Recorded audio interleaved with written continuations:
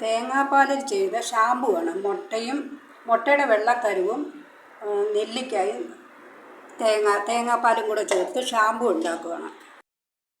ഇത് രണ്ടും കൂടി അരച്ചതിൻ്റെ ചാറെടുക്കണം.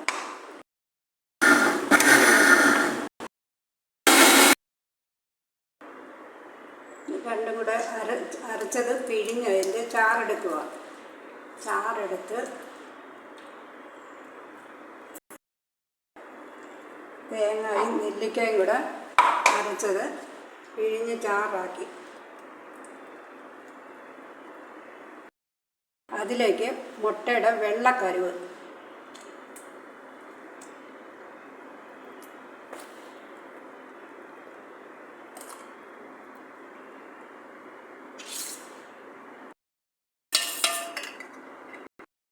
ചേർത്ത് നല്ലപോലെ ഇളക്കി തലയിൽ തേച്ച് പിടിപ്പിക്കണം. അരമണിക്കൂർ കഴിഞ്ഞ് കഴുകിക്കളയണം.